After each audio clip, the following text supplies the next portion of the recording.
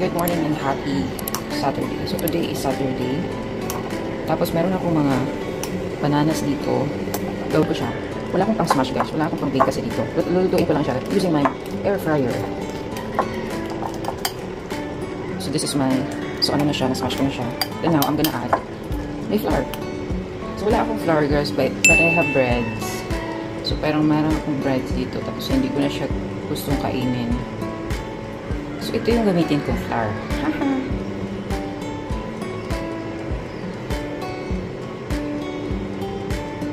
So ano siya, burger bread na meron siya mga sesame seeds. Tapos hindi ko na siya gustong kainin kaya gawin ko na lang siyang flour as an option. Then now maglagay ako ng egg.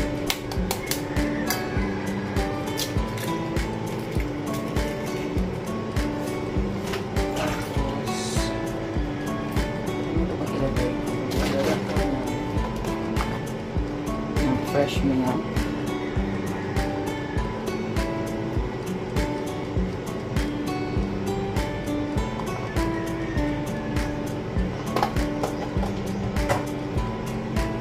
A little bit of sugar kasi actually matamis na tong ano, hindi ko gustong maraming sugar kasi iwas tayo sa mga diabetes na yung Jesus. So, ang i-mix ko na siya.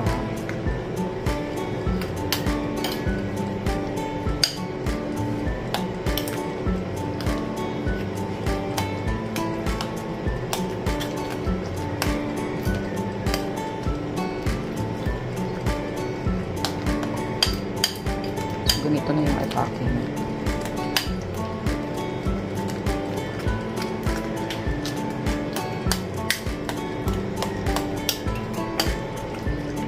I added 2 breads pala. Yung inalagay ko kanina. Let's see. Then I'm gonna add some oil.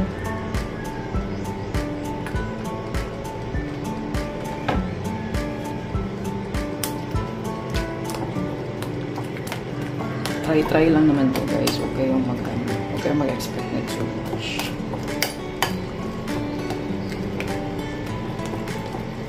So this is my bananas na pinuhan ko kasi ayaw ko siyang masayang. So that's why gawin ko na lang siyang banana cake.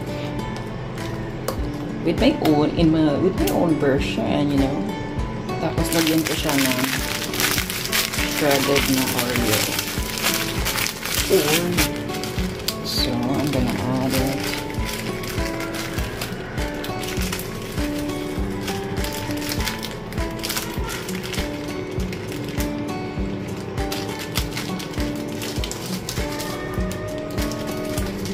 Then, mix.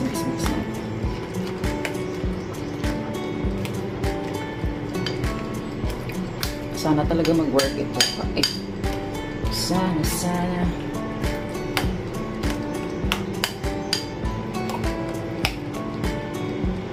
Then, lagyan ko siya ng Kirkland peanuts.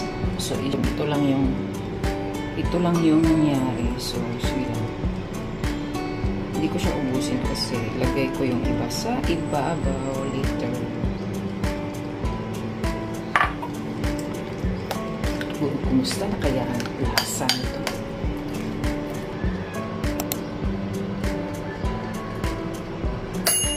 There you go.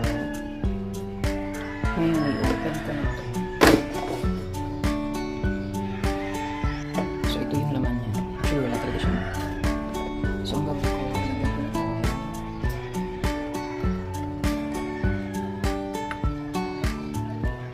Tapos, ito yung challenge ko kasi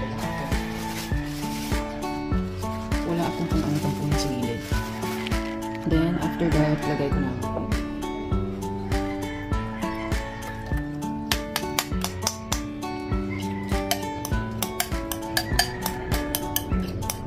Then let's cook it like 40 minutes.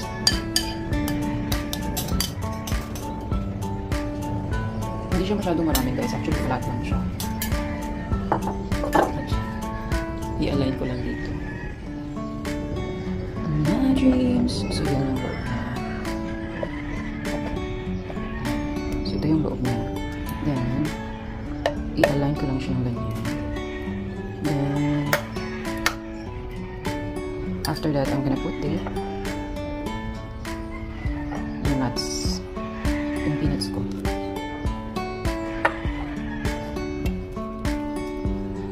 Yeah. Then, let's cook it na. Tapos, balik ko na siya dito. Ito yung laman niya. So, hindi ko siya super makita kasi slide kasi siya. Then, let's cook it like